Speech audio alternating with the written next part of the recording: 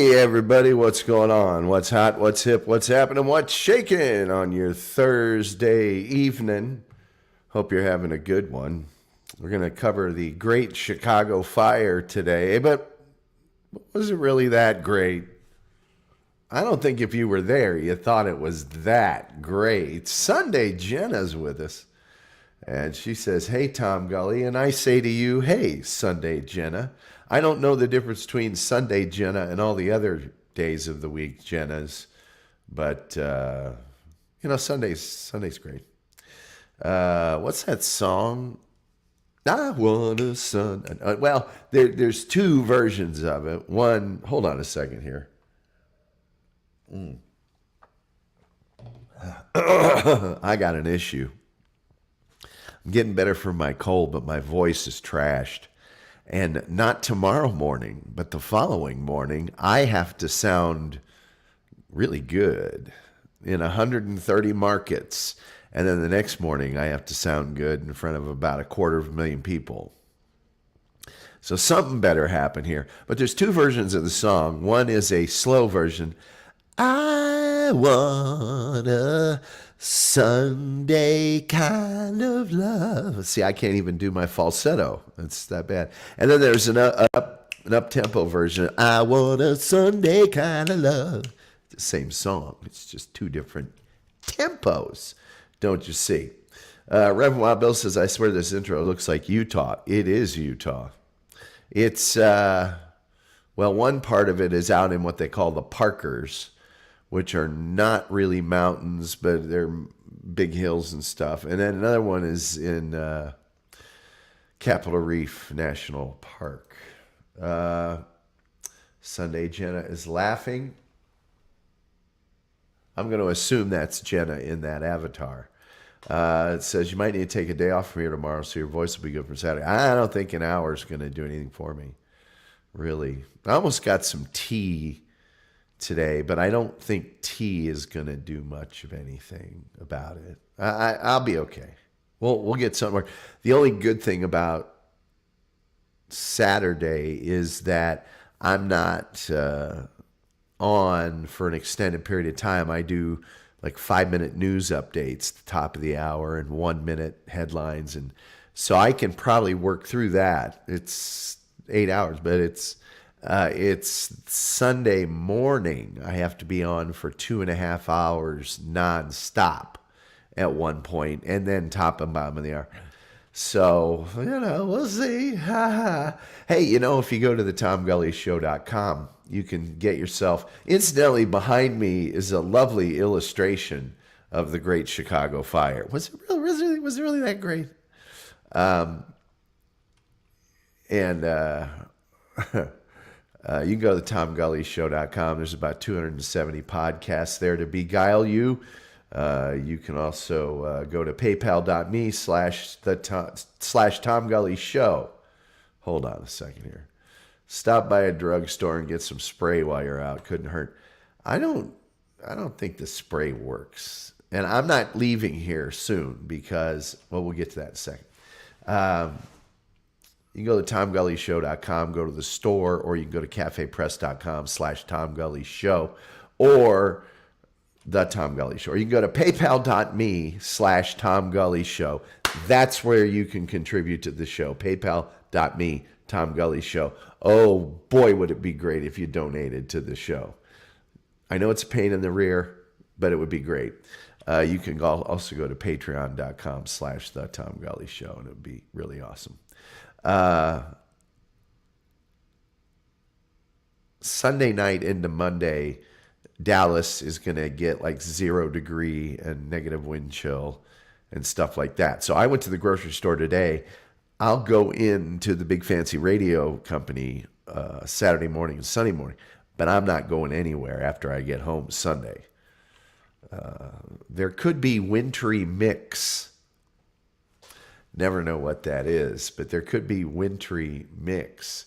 Terry Nee says, "My prayer chain is working 24/7 for your healing." Well, thank you.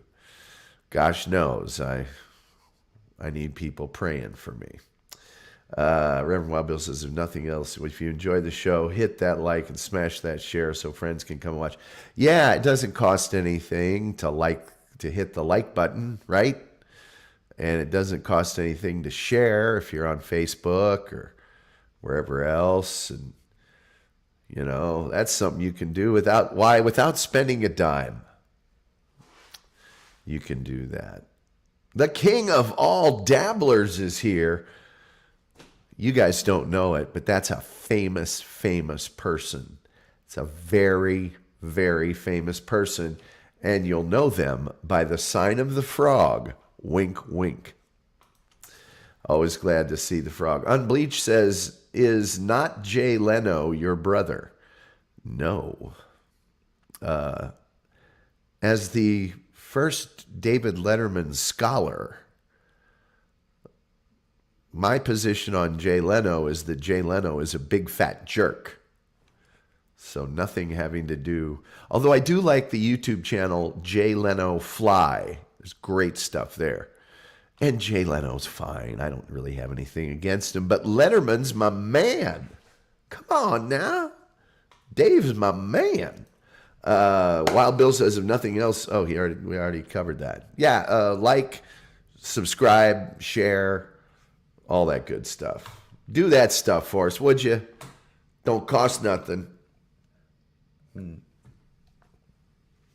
Wow.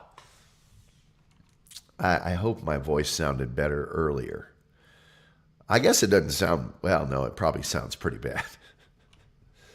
I can breathe through one nostril now. How about that? How about my unbridled, singular, uni-nostril breathing? That means I'm only going to have to show the sign of, doesn't sound too bad right now, says Wild Bill. Well, that's because you can hear it. I can't hear it as well as you can. Hopefully today I won't have to go to the sign of the Frankenstein. That's the AI, me, Frankenstein, right there. And when we see the sign of the Frankenstein, that means I'm blowing mucus into a snot rag. Sorry, I always like to give people a little peek behind the curtain during the program. Let's get rid of that guy. All righty. Let me tell you about the Great Chicago Fire. And as I said before, was it really that great? Not if you were in it. By the way, haircut tomorrow. I look like Fonzie. I swear to you, I look like Fonzie. I don't like looking like Fonzie. It was way back there in 1871. And, wait, why don't we get a nice picture? There, let's get some production value.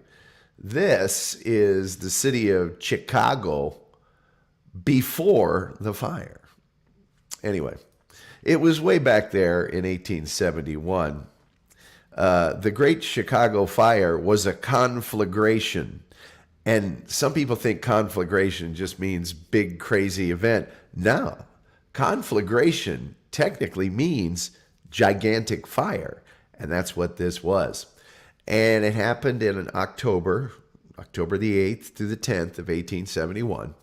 And, oh boy, the fire supposedly started about 8:30 on the 8th in or around a small barn that belonged to the O'Learys. And this is the O'Learys' little homestead in the city of Chicago. It was actually bordering an alley behind DeKoven Street. The shed next to the barn was the first building to be consumed by the fire. Now, city officials and people in general have never, ever figured out the cause of the blaze. We have the apocryphal story of Mrs. O'Leary's cow knocking over a lantern.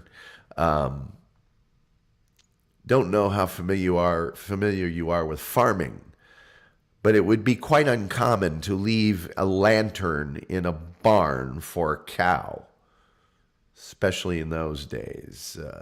Anyway, the fire spread very rapidly due to the fact that there was a drought that summer. They had like 1 inch of rain from June until October okay? And there were very strong winds going on. The water pumping system of the city was destroyed by the fire very quickly, and the city's structures were mostly made of wood, okay? Just like Mrs. O'Leary's cow, some people believe that there were men gambling in the barn and one of them knocked over a lantern. Other people just think, hey, it was just dry. It was a drought. But anyway, more than 2/3 of the structures in Chicago at the time of the fire were made entirely of wood. Most of the houses and buildings were topped with highly combustible tar or shingle roofs. All of the city's sidewalks and many of the roads were also made of wood. Okay? So in 1871, the Chicago Fire Department, I actually happen to have somewhere here. No, that was from yesterday's story. I had pictures of the fire department yesterday. It only had 185 firefighters and just 17 horse-drawn steam pumpers to protect the entire city. Now, the fire department responded very quickly, but due to an error by a watchman, the firefighters were originally sent to the wrong place. And that allowed the fire to spring out of control. Okay? So that small barn fire soon turned into an out of control fire of several blocks. It didn't take long at all. When the firefighters did finally get to where the fire was, it had already gotten into the central business district. Okay? The firefighters hoped that the south branch of the Chicago River would act as a natural fire break, but all along that river, there were lumber yards and warehouses and coal yards and barges and numerous bridges that crossed the river.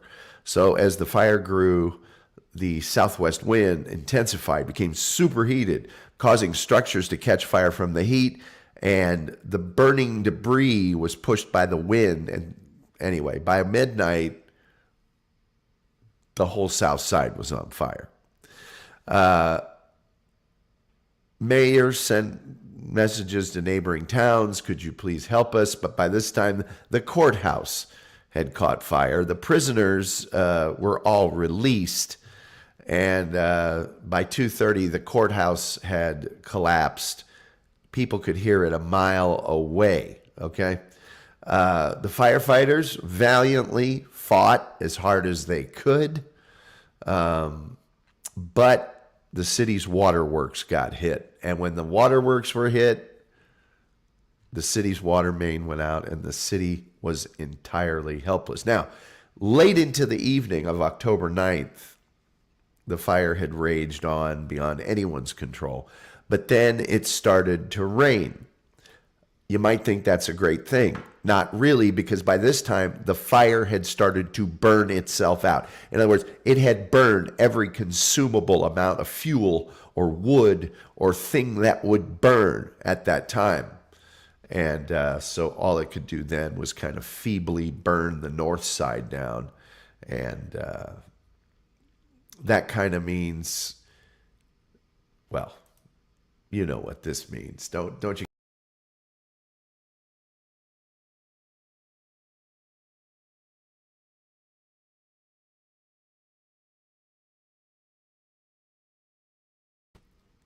Okay, sorry. This is a picture, and I'm going to make myself teeny here just so you can see it a little bigger. That is a picture of the city of Chicago after the fire burnt everything to the ground. It was completely decimated. Here's another sort of shorter picture giving you a detail of how everything that could possibly burn was burned. This is that stupid cow. Obviously an illustration. We don't know for sure that's what happened, but that's kind of what some people say happened. I don't think that's what happened, but that's what some people think. Once the fire had ended, and this is when things get like crazy, crazy, the city started to survey the damage. The fire destroyed an area about 4 miles long and averaging about 3/4 of a mile wide, encompassing an area of more than 2,000 acres, destroying more than 73 miles of roads, 120 miles of sidewalk, 2,000 lampposts. This next one, 17,500 buildings, and $222 million in property, which was about 1/3 of the city's valuation in 1871. Now, the city was under martial law for 2 weeks just to keep people from pilfering and going through ransacking whatever remained from the fire. Of the approximately 324,000 inhabitants of Chicago, 90,000 residents, a little over a quarter of the population, were left homeless. 120 bodies were recovered, but the death toll, they think, was as high as 300 people. The county coroner said an inaccurate count was impossible because some of the victims may have been drowned or incinerated, leaving no remains. Now, here's something about puberty. Here's something about the Great Chicago Fire that doesn't get mentioned a lot. And that is, this fire was so devastating at the time, not only to people into Chicago, but around the world, that donations came from all over the country and all over the globe. New York City gave $450,000 along with clothing and provisions. St. Louis gave $300,000. The Common Council of London gave 1,000 guineas, as well as 7,000 pounds from private donations. Greenock, Scotland, population 40,000, raised 500 pounds in a town meeting held for just the purpose of helping the city of Chicago. Cincinnati, Cleveland, and Buffalo, all commercial rivals of Chicago, donated hundreds and hundreds of thousands of dollars. Milwaukee, along with other nearby cities, helped by sending firefighting equipment. Food, clothing, and books were brought by train from all over the continent. And there you go. Price gouging was a concern, so the city of Chicago actually had to set the prices for bread at 8 cents for a 12-ounce loaf of bread. Saloons closed at 9 in the evening. Public buildings were opened as a place of refuge. Many of the people left homeless were never able to get back to their normal lives since all their personal papers and belongings had burned in the, conflagration. After the fire, A.H. Burgess of London proposed an English book donation to spur a free library in Chicago in their sympathy with Chicago over the damages suffered.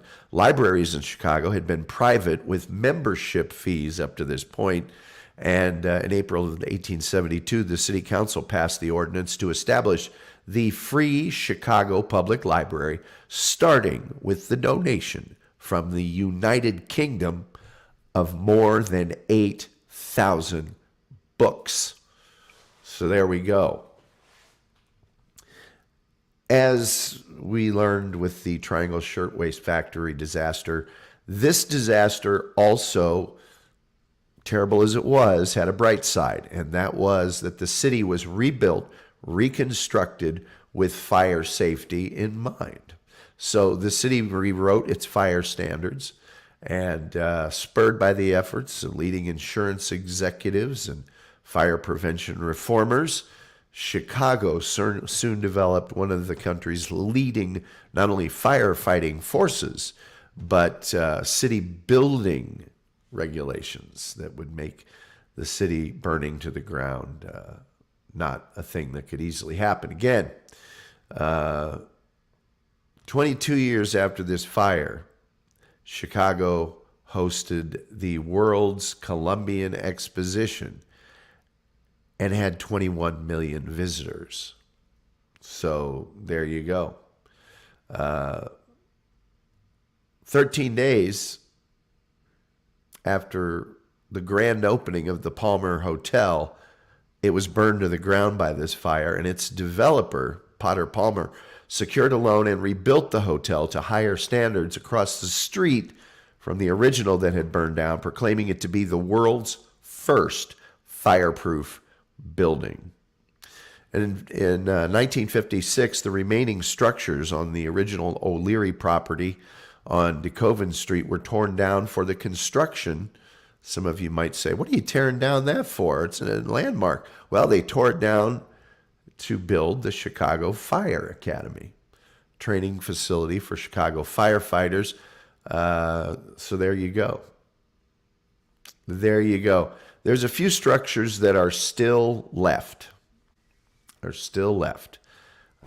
From before the Great Fire in 1871. St. Michael's Church in Old Town, the Chicago Water Tower, the Chicago Avenue Pumping Station, St. Ignatius College Preparatory, Police Constable Bellinger's Cottage is still there, and 2323 and 2339 North Cleveland Avenue also survived the deal.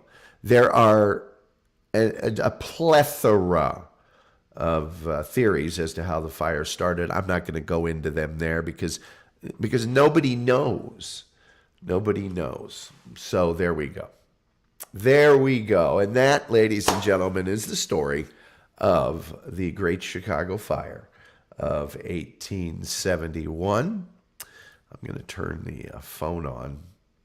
Not that we'll use it, but I'm going to turn it on anyway and go through some of these chats you see. Reverend Bill says, I have Mr. Gully in surround sound. Well, hey now. Terry Nee says, your voice sounds like the annoying producer on TSN. Joe, he's not annoying. So my voice is not like his voice. So Reverend Wild Bill says, now take that picture and color it black, and that would be Chicago after the fire. Okay. Irish hate crime. They really hated the Irish. Reverend Wild Bill has hashtag blame the cow.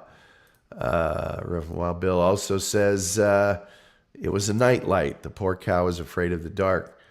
The Watchman's famous last words were, oops. Terry Nee says, fire doesn't sound good in a city named the Windy City. That's right. Positive Patriots here. He says, as usual, hope I'm not too late. You're never too late. Nobody's ever too late to this program. How could anyone be too late? 972-994-6822. Numbers in the crawl if you'd care to call. If you don't, that's fine as well. I just don't care anymore. I really don't. Drinking this Emergency like it's going out of style.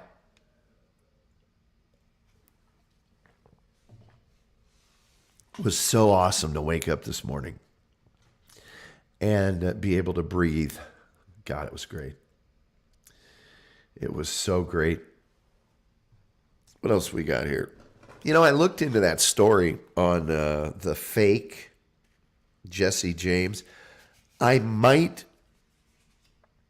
go ahead and do a story on the fake Jesse James. Jokerfish is here. I'm pretty sure I should know who that is in real life, but I don't. But that guy only was the fake Jesse James for like 4 years.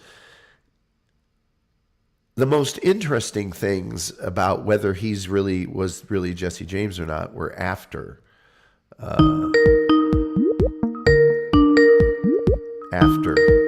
he died.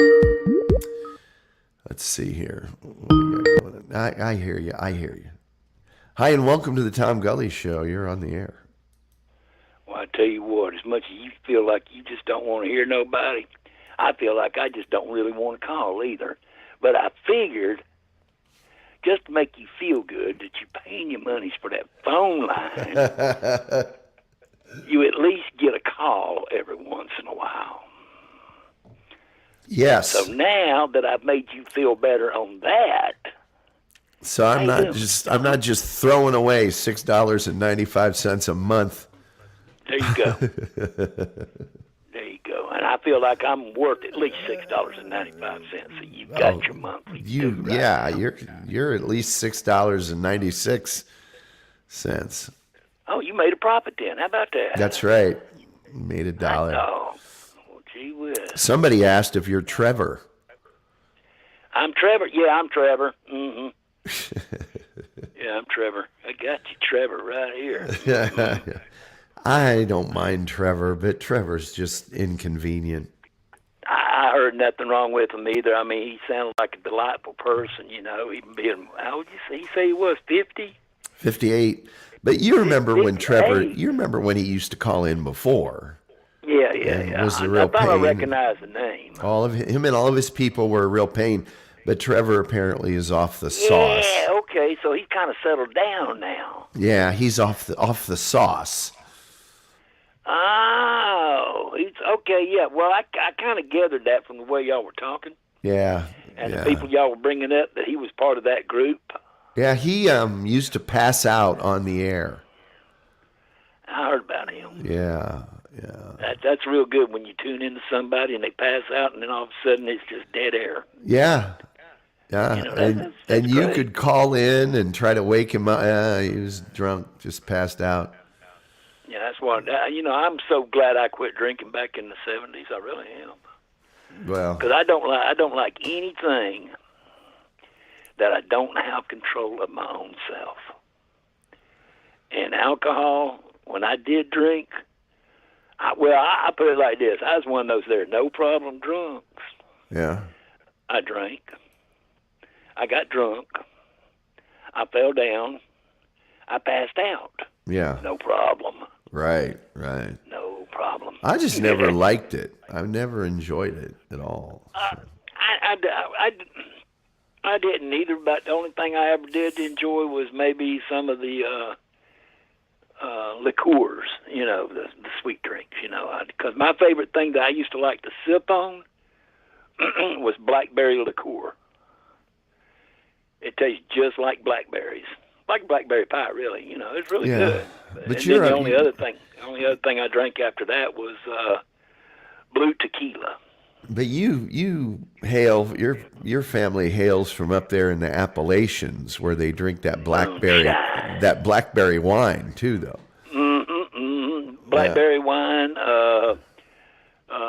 Well, we also had plum wine, rhubarb wine. Big one. The big one, muscadine. Oh yeah, muscadine wine. Yeah. But of course, that is not to get confused with the stuff that they made out of corn mash. No. Which we just love to call moonshine. Yeah. But the one thing that always got me, these people come out with, oh yeah, we got some peach moonshine. You take a drink of it. Only question I got there, who the hell calls that peach moonshine? There wasn't a bit of taste of peach in that thing. Only thing I could taste in that was just something to take my breath away. That was it. There's well, I haven't updated my Patreon here. I got to do that. But I have a video that I'll put up of me going to the drag races with some people, and we're on this bus, and somebody brought some peach moonshine, and I had some of it, and it was peach. I could taste the peach in it. Well, this was just kind of colored a little bit. I don't know. But did it come in a mason jar? No, yes, it did. Okay, it's real moonshine then if it came in a mason jar. Okay. Yeah, it was.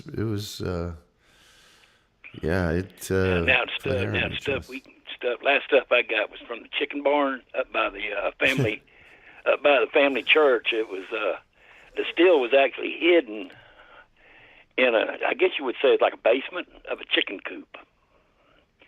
and it had a false floor, and you raise the floor up, and he had chickens in there too. Now he had I'll chickens bet. in there, and but you raise the floor up, and you go downstairs, and that's where the still was.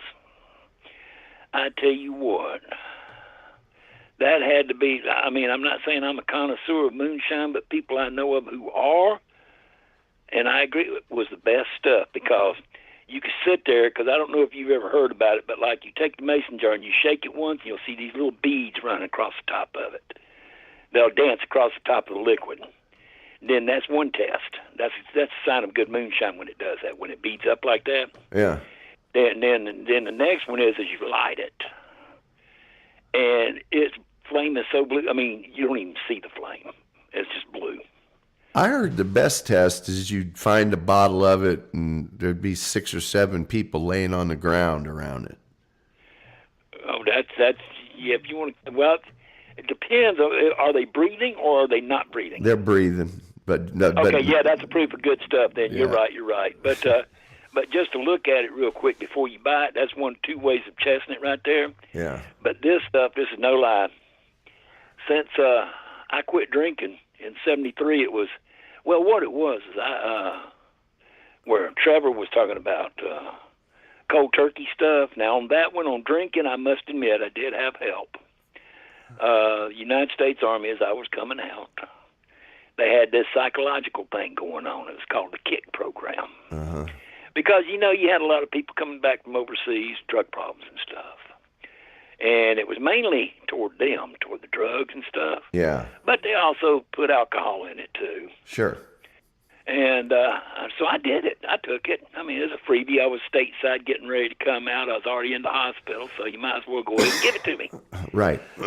So I did it. And after I did it, this is no lie. All I had to do was smell it. If I smelled the bottle, you could wave a bottle of whiskey underneath my nose, something, I'd have to go straight to the bathroom and heave without even drinking none. Just the smell of it and stuff. It was psychological. Right. So later on, I was able to finally drink tequila because, one, tequila don't taste like alcohol and it don't smell like alcohol. So I was able to do tequila. And then the other thing I always did as I got older and down here in Atlanta at that club I used to love to go to over on Cheshire Bridge. Yeah. Yeah, the Chamber. Anyways, home away from home. But anyways, I would go in there, me and Doug, we'd go in there and we'd each get a drink. It's called a Russian Quaalude. Now that, if you like chocolate milk, you would love a Russian Quaalude. Because Russian Quaalude, that was vodka, Kahlua. Then, instead of milk, have Bailey's Irish cream in it. And then it's supposed to have Grand Marnier, but I don't like citrus stuff, so I'd have them take the Grand Marnier out and have them put Frangelic in there. Now we're talking about 4 different alcohols. I'd have him mix me up one of those about 10. Well, the club didn't open up until 10. But he'd fix me up one, and I'd sit there and I'd babysit it throughout the night. Maybe go back for a second one. And it would just make me feel nice and fuzzy and warm inside. Right. Yeah. But now that moonshine we were talking about, though, what I was going to say about that, because I can't drink, I was scared to try it. Because if it tastes like alcohol, smells like alcohol, that's it. It's over with for me. So I went ahead and I took a big old mouthful holding it. Going, I really don't want to drink it. I really don't want to go. I said, okay, fine. And I did. Tasted nothing. Yeah. It was like drinking water. Right. But then after Bob, now that was this my other buddy Bob. Me and him got about halfway through the bottle. Through the bottle, my hand, but Mason through the mason jar. Yeah. Through the mason jar. We were messed up. I think it. I like to call it a ball. I like to call it a ball jar, but mason It's jar. a ball jar, right? Yeah. Well, yeah, I forgot. I should have called it a ball jar. I'm sorry. Yeah. Ball jar. Okay. Yeah, Matter it's of fact, a ball I was going to send you one. I've got some of the old ones here in my house. Some of the old ball jars that are green with the steel, solid steel lids to it that screws on it. And I've also got a couple of the old ball jars that have the latch type lid on it. Yeah. Yeah, you know why they're green? Those bottles are green, don't you? No. Well, To protect something from the sun? No, they got all that sand they made the bottles from up around the Great Lakes, and there's an element that was in with that sand that caused the glass to turn green. I forget it 'Cause I was was gonna say, magnesium or something in there. I forget what it was. 'Cause we got quite a few of them here. Miss Mel had them before I joined, because I got a bottle and jar collection too. But she had most of these, and I think every one of them are a shade of green. Every one of them are a shade of green, and they all across the front say Ball, Ball. Yeah. In their logo, Ball. But anyways, that moonshine just so clean. Oh my gosh, me and him, we felt no pain. And it got so good that New Year's Eve that I wound up after the ball jar was empty. They passed me a bottle of what's it called? What it is cinnamon schnapps, fire water. And cinnamon schnapps. Terry Nee says Terry Nee says his wife had his balls in a jar for a while. Well, I guess having them in a jar is better than having them in a vice, I guess. Yeah. What can you say? But anyways. Oh my gosh, Lyndon says watching from an emergency room. I hope Lyndon's okay. I don't like to hear that. Oh, wow. Yeah, I hope everything's okay. Yeah. Well, Mr. Tom, I just want to jump in real quick and say hello and everything. Wish you a happy New Year and a happy Christmas and happy Kwanzaa and happy Halloween and all that. I other appreciate kind of good stuff. And happy Valentine's coming up next month, Yeah, and I'll make sure I send you a Valentine card of some sort, maybe something, who knows. But anyways, all right. I'd say, speaking of that, I got to get your new address. I've got your old one, and I don't think Utah will accept your stuff up there no more. They'll accept it. They just won't send it ahead anywhere. Yeah, I know. They'll keep it. They'll keep it. They'll keep it. They'll keep it there at that white spot in the road, That's right. Yeah, that post office, drugstore, grocery store. Sam Drucker's place. Oh, and I forgot the jail cell in the back too. I forgot about that. Yeah, it's got the jail cell in the back and all that. That one little building that does everything. Yeah. And don't they even have the operator in there too? They got an operator, but you got to use the phone. You got to climb up on the pole, and they got a one-room schoolhouse. Yeah. You got to climb the pole just to make the call, and then you got to call in, and she's got to switch you over to wherever you want to go, and you might get it, you might not. Party line. I understand. But anyways, like I said, I'm going to let you go because you said you need to do something with that Patreon and something like this and that. All and right. you got some things to do. Plus, I don't want to tie up the show either because I know you got more important things to do. I don't besides really. talk to some old fart like me, Not really, but anyway, we'll talk at you later, big fella. All right, later, brother. Bye. All right, bye-bye. Oh, we always love it when Wild Bill calls in and makes use of our phone line. I'm going to rate the quality of that call as a 5. We can take calls here. Just did it. Lyndon, I hope you're okay. We all hope you're okay. Terry Nee says, stealing that quote. I don't know which one you're stealing, but you're welcome to it, whichever one it was. Johnny 8 Books says, good evening, fellow gully heads. I don't mind gully heads. What did we have? Gully Gang, Gully Heads, and then Gullerinos, I think, was the one that was suggested that I liked the best, but I really don't care. Terry Nee says, I want more JC. Well, JC's difficult to keep track of. He's very, very elusive. He's a will-o'-the-wisp. He's a difficult man to keep track of. Plus, JC tends to fall asleep during the show. Jokerfish says hello to Johnny 8 Books and Gully Heads with the head gully. Well, there's something to that, I guess. I suppose there's something to that. SG is sticking with flock of sea gullies. Nobody, Fern Gully, nobody. Gullystein, there's another one. Franken Gully, that's another one. Oh, if you guys are going to do that, then I'm going to do that.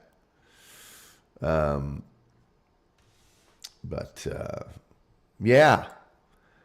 Went to the store, got a whole bunch of really good salami because we're, like I said, it's we got a wind advisory tomorrow. And then Saturday, I think we're okay. Sunday, when I get up, it's going to be really cold. But then Monday, I think we're looking for a low of 0. And Reverend Wild Bill said, did you get the French onion soup I sent you? I saw that picture. I assumed it was French onion soup, but I didn't want to assume too much. Oh, Terry Nee says, I meant more Wild Bill. Sorry, JC. Sorry, JC. Well, to each his own. No, JC's a fine man. JC's a fine fellow. Hughes says, I like the peanut gallery. We're smarter than the gallery, but we're saying how much. JC says, no worries. JC is a man who is not afraid of a nap. I would love for JC's alter ego to call in at some point. Not today, but we could interview him for several shows.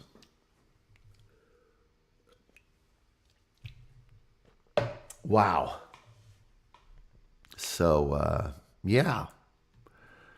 Yes, sirree. I'm getting ready to batten down the hatches for the cold, cold weather. I might just, Reverend Bill says, U2. Yeah, we'll do the U2 story. That might be just an episode on its own. Boat's here. Love the show. What's in the cup, Tom? The cup has raspberry immersion C with 1,000 milligrams of vitamin C in it. Let's see here. What was I going to do? Tomorrow, I'm tempted not to. There are some people that would love to call in and hassle the station that I work at.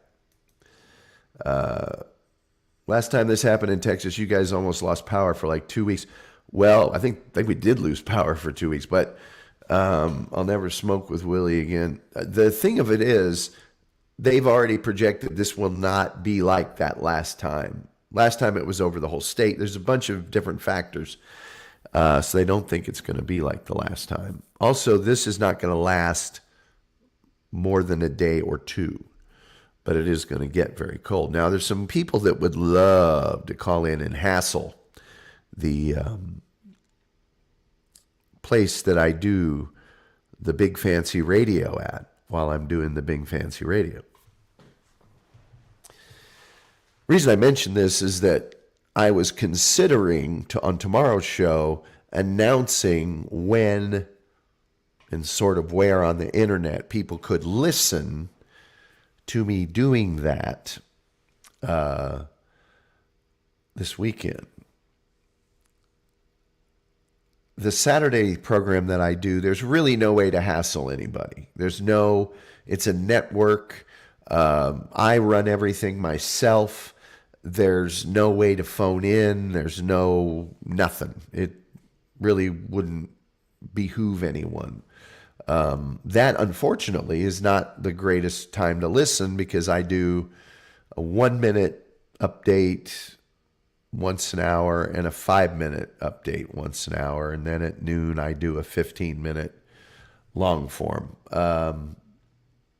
So the station that I could direct you to plays kind of older music from the 80s, rock music, but you could listen to that if you wanted to. The station that I do it for, not the network, but the station on Sundays, I'm actually on for 2.5 hours solid.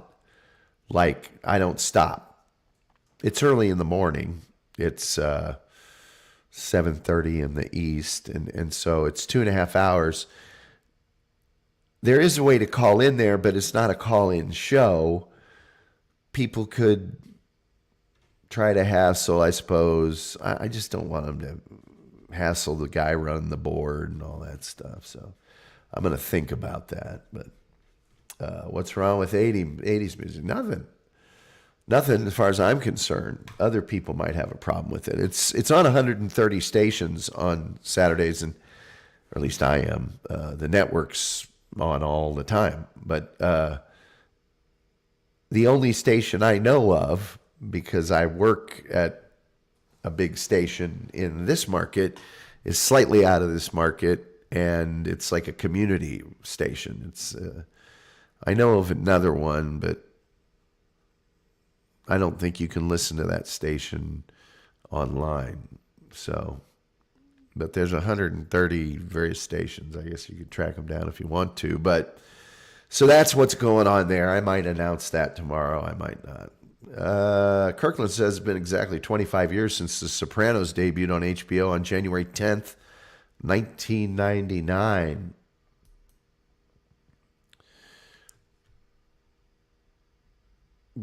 Got yourself a gun. That whole thing. What was the name of that band? Alabama 3? Wasn't it that...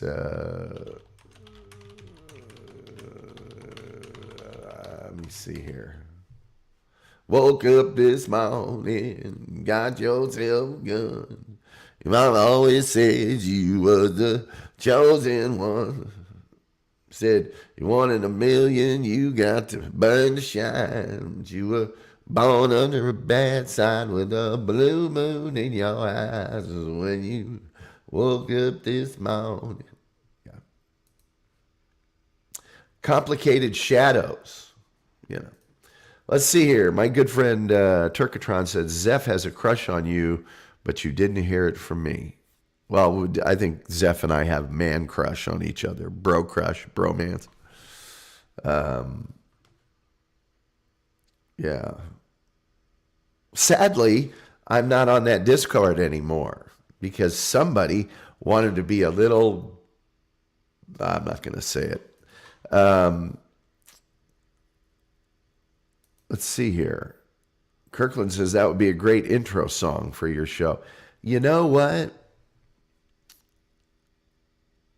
It would be. However, there's a song that was on The Sopranos that's by my musical favorite, Elvis Costello, called Complicated Shadows, that would be also an awesome song for this show. There's another one. There's a couple Elvis Costello songs that if I was licensed, I would use. One's called Magnificent Hurt. Oh, boy. The BBC studio version of Magnificent Hurt. Oh, man. And then another one is Hurry Down Doomsday, The Bugs Are Taking Over. Yeah, that'd be another good one. You can write those down if you want. JC says, I think that's true, Turkatron. JC says, we kicked that Mormon kid out of the Discord, Tom. Not talking about the Mormon kid. Ain't a Mormon alive that can sweat me. No. Wouldn't be him. Boat knows who I'm talking about. Just a little self-important, thinks he's right about everything and clueless. Went on and on about he knew everything about what I did for a living. Nope. It was great too because Urquit, this other guy in the chat, went, you don't know what you're talking about. He does a whole other thing. Yeah. JC, no, not Greg. Greg's easy. No, when somebody starts getting their ass handed to them, and then they mute you in the room, not just for themselves. The guy that saved the world and everything else, just a little loser. Little loser. Let's see here. What do you have against Mormons? Nothing. Just saying there's not one alive that can sweat me. Reverend Wild Bill's got that right. Tom knows how to deal with the Mormons. I sure do. JC says, ooh, yeah. Just a little self-important, entitled, never going to be anything, never going to do anything. That kind of person. Convinced they're right about everything. Can't tell them any different. You don't know a thing about what I do for a living. Yes, I do. I know everything about it.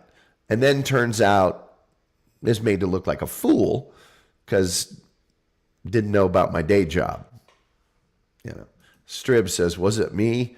No, I have plenty of reasons to dislike you, Stribs. I just don't for some reason. Believe me, I have an abundance of reasons to dislike you. I just don't happen to dislike you. JC says Trevor is dying of liver failure. He won't be around much too long. Well, that's what he says. But when someone has been a proven liar, you can't trust anything they say. Strib says, oh, right. Yeah. You're fine, Stribs. You're fine. Nothing wrong with a little. Well, actually, there is a lot wrong with it, but that's all on you, man. That's all on you. Let's see here. If I knew he muted you, I would have unmuted you, my man. Now then I got to always make sure that there's a crossing guard around. It, guys, it's just the waste of my time. Knows everything. Sounds like my wife again. No, your wife's probably 10 times more masculine than this guy. Paz says, you seem to have a lot of enemies. That doesn't sound like it to me. I think we're only discussing one. One of my enemies did the unthinkable. He went to paypal.me/Tom Gully Show and donated to this program and then was on it just last night. So what do you think about that? JC says, that shouldn't have happened, Tom. I know. But I was just saying earlier that day that I needed to spend less time in the Discord. But when somebody that's just... This person was saying, if I was hiring for a job and you didn't jive with my group, I'd make sure you didn't get hired. And I'm like, there's no paradigm on earth where you would ever be involved in a hiring decision regarding me. There just isn't. You're so far below my pay grade that would never, ever, ever on earth happen.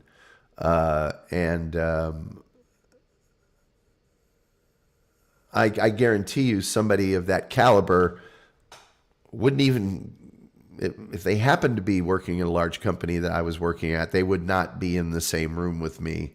And if they exhibited the lack of intelligence that person has exhibited on a constant basis, the belief that they're right about everything with zero facts, zero investigation, I would make sure that they were never in a room with me again. I would just go to somebody and say, that person never crosses my path at this company again. And they wouldn't. It's just the way it is.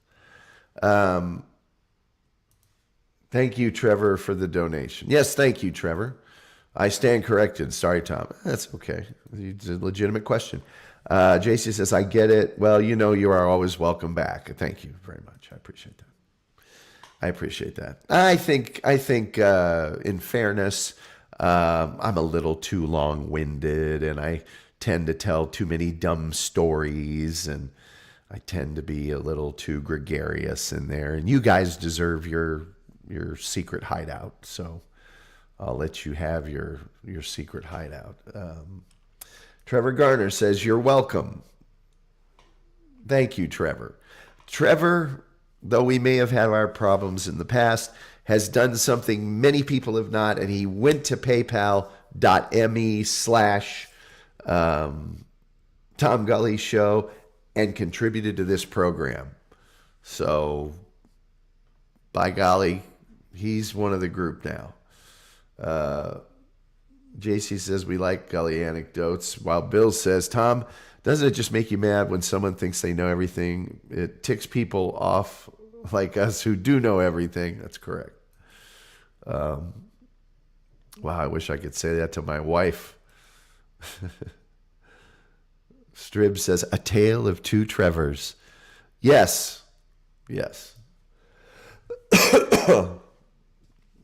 Trevor Garner's liver is getting better because he's off the sauce. The other guy has apparently got some kind of liver problem and is drinking like a fish. I'm no Marcus Welby, MD, but I'd say that's not the greatest of all strategies. Trevor Nee says, I'm kidding. My wife, Terry Nee, sorry, not Trevor Nee. I got Trevor's on the brain here. Says, I'm kidding. My wife is wonderful. I'm sure she is. That's what everybody says. Let's see here. Was there something on my phone I was going to... No, I don't think so. I don't think so. So maybe tomorrow I'll reveal this Sunday is what you want to listen to, because that's when I'm on for 2.5 hours solid doing the news wheel. It's just on early in the morning. It's on very early. It's on very, very early.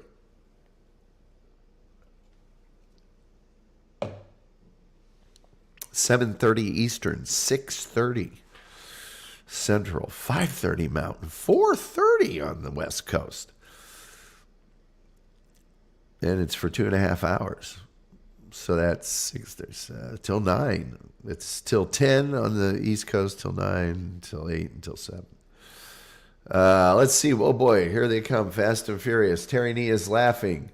Digi is laughing at Wild Bill. Reverend Wild Bill says, my wife, me, has to be a wonderful person to put up with someone like, my wife Mel has to be a wonderful person to put up with someone like the, Mel is a wonderful person. Digi says, I concur. Great minds. Kirkland says, do radio broadcasters have to live where they do a show? Is it policy? No, it's not. There are cases where if somebody has a Comrex or other more stable connection to the internet or a way to reach, sometimes it's satellite, but if you have a direct line to the studio, you can actually be anywhere in the world and do a show from a place. There are people that pretend they're in a certain city, but they live 1,000 miles away. And, let's see, they're always talking about getting hotel rooms and stuff like that. Getting hotel rooms for what? I don't understand. One thing I do understand is, you know what the sign of the Frankenstein means?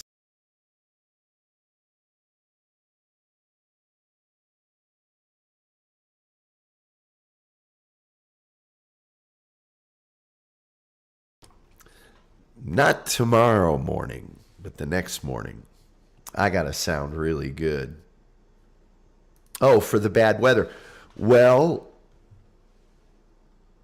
getting a hotel room for the bad weather is sometimes a function of you just can't get around that town. If you live in New York, Chicago, or even here in Dallas, getting downtown to the station, if you live a place where you normally would drive 25 miles or 30 miles, that might be super impossible, or,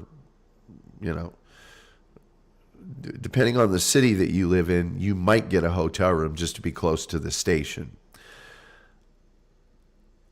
Because I work on weekend, currently I'm on the air at 5 a.m. for both stations, the network on Saturday and the station on Sunday. It's looking like I will soon, instead of starting at 5 on Saturday, I'll start at 1 in the afternoon and work until 7. Or I'll start at noon, and work until 7. And if I thought the weather was going to be bad enough, I might get a hotel room. Knowing me, though, I'm such a cheapskate, I would probably just stay at the station and go out into the lobby, sleep on the couch or something. There's no reason for a hotel room. There's 27 television sets there monitoring the news. There's people that are working overnight that I could either do extra work or talk to. Going to a hotel would be a waste of my time, I think. Let's see here. Everyone hook Gully up with some up fingers. Is that a yearbook photo, says Terry Nee. Just for that, I'm taking it away from you. No, Bog did that for me. A guy named Bog did that. No, Terry, it's prom. Looney Tunes critic says, legendary story. Bad enough.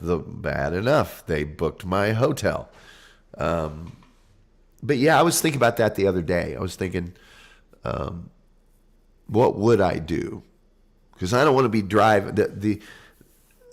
The thing here in Dallas is you do not want to be driving on icy, snowy roads because people here don't know how to drive on them. And I wouldn't want to be driving on them I can drive on them, grew up in them, but with those other people, not taking that chance. So you could Uber. But let's say this weekend, let's say Saturday, I knew that it was going to be awful weather Saturday night and Sunday morning getting in would be difficult.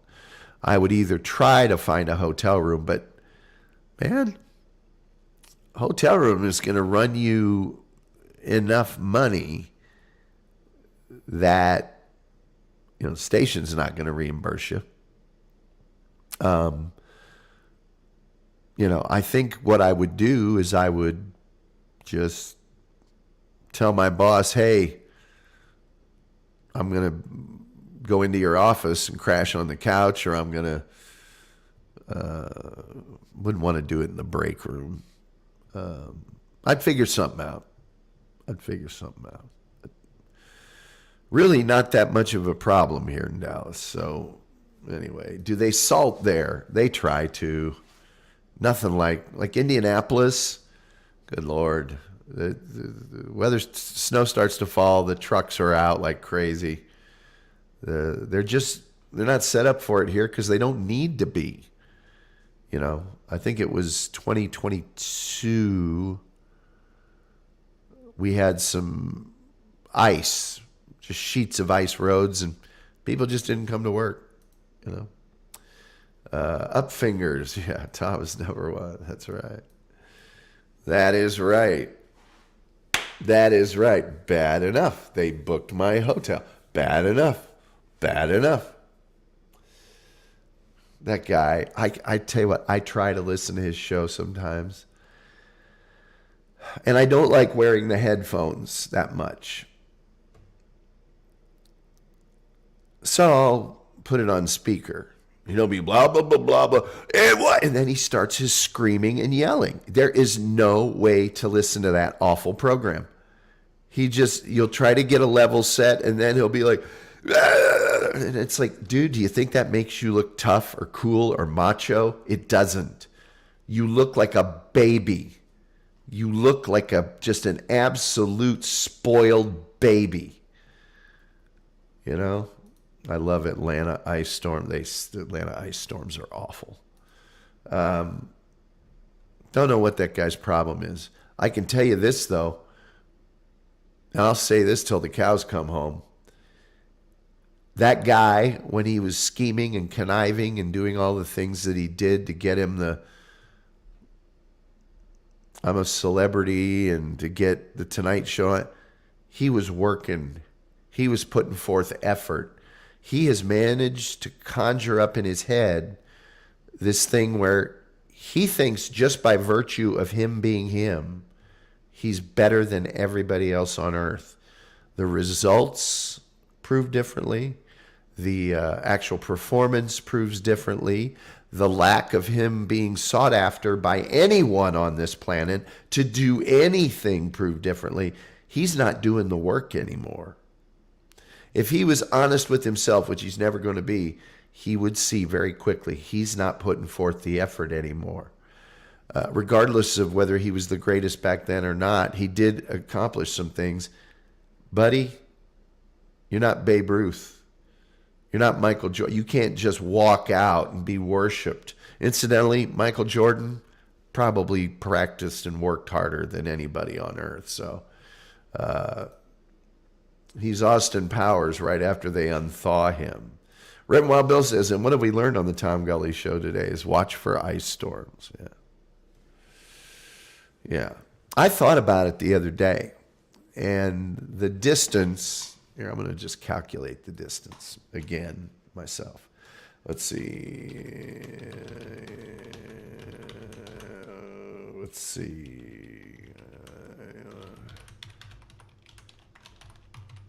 Man, I can type fast. Okay. Yeah.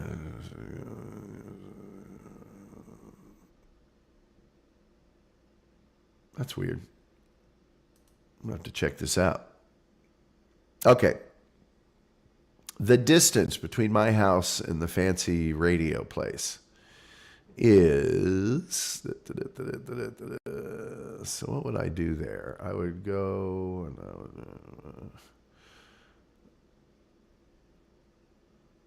Okay, so I would go all the way down that way.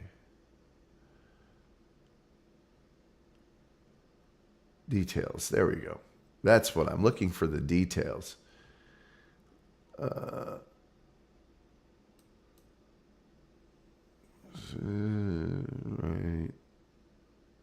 There, left, there. Okay, is about 8 miles.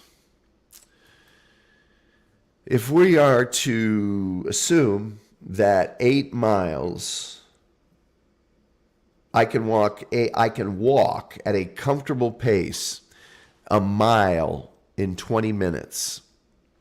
8 miles of walking should be 160 minutes, and that would be a little less than, it would be 2 hours and 40 minutes. Probably end up being close to 2.5 hours. I could walk that. And I don't have a bike anymore. I just haven't purchased one after getting here. I could ride a bike over there. Now, I wouldn't want to do that on ice, but I could hike that. Red Wild Bill said, I ran across that video of our friend from CBTV. Never saw Jelly move that. Like, yeah, it's got to be jam. Kirkland says, can you get John as a guest on your regular radio show? No. All I do is news. It's a news station, not news talk, just news. Snow walking is a little longer. Remember that. Yeah, well, I don't think it would be. We're talking Dallas snow here.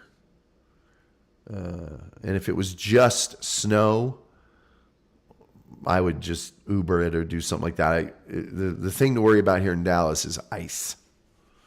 Snow isn't anything to worry about because you're not going to get much snow. You're not going to get much snow at all. And even so, I grew up in the snow. It's not going to slow me down. More like ice walking. Yeah. The real thing would be the temperature, because it's supposed to be in the negative wind chill. But I got long underwear. I got boots. I got killer parka. I've got gloves and scarves and things. Anyway, I'm over time here, and I need to get this voice taken care of, get a little dinner, and go to bed. So unless somebody's got something of crazy nature here. But I nothing infuriates me more about Stut Joe than the bellowing. The bellowing. Just the screaming of stuff. Like it makes him, I don't know, like people are fearful of that. When it snows like crazy, I go to the rich area of town and watch rich people ski around the town. Yes.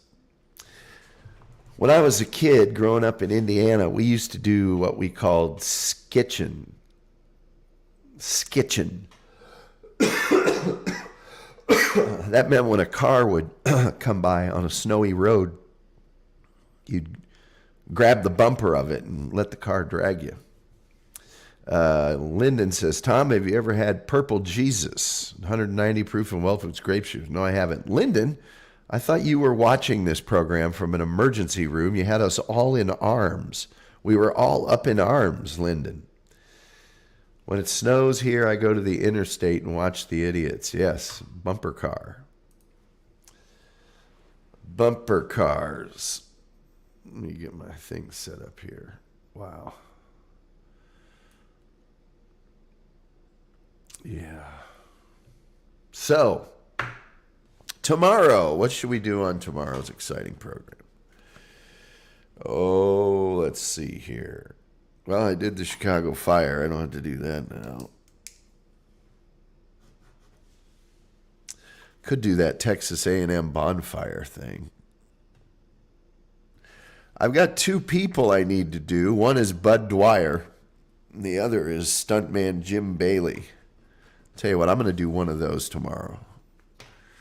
Some of you may know about Bud Dwyer. Others may know about Jim Bailey. Here you go. Let's see. You have a big list of shoes. Not really. Watch the dummies get out of their car after a crash. Yeah. Big list of shows. Yes, some really big shoes. Some really big shoes. I do. You want to hear what I got here? I've got the Pacers Telethon, Bud Dwyer, JFK Jr., 3 different food floods, Jim Bailey, Amelia Earhart, Glenn Miller. Oops, already did John Denver. The Russian submarine, the Kursk, that blew up underwater. Some of these are doubles. Let's see. Pete Rose scandal, 1919 Blad Sox, Brushy Bill Roberts, fake Jesse James, Kansas City Hyatt Skywalk, Texas A&M bonfire, the Kansas City Confederate prison collapse, Paul Walker and Jeb Smock, and the thalidomide babies. So I do have a big long list of shoes. Some really big shoes, yes. Anyway, hey, thanks to all the people that were here. If anybody contributed, thanks to you. Thanks to all of you who liked the show or subscribed or shared it. Man, you guys can't imagine how much that helps. I got to get this thing monetized. I'm still, I don't know, 1,800, 1,700 hours away. It's a long way away. Big shows to fill. That's right. Great show, Tom. As always, peace. Peace to all you guys. Namaste. Mahalo. And really appreciate you guys being here. It means a lot. I hope you enjoy the show. And with all that being said, I guess the only thing left to say is, till next time, we'll see you next time.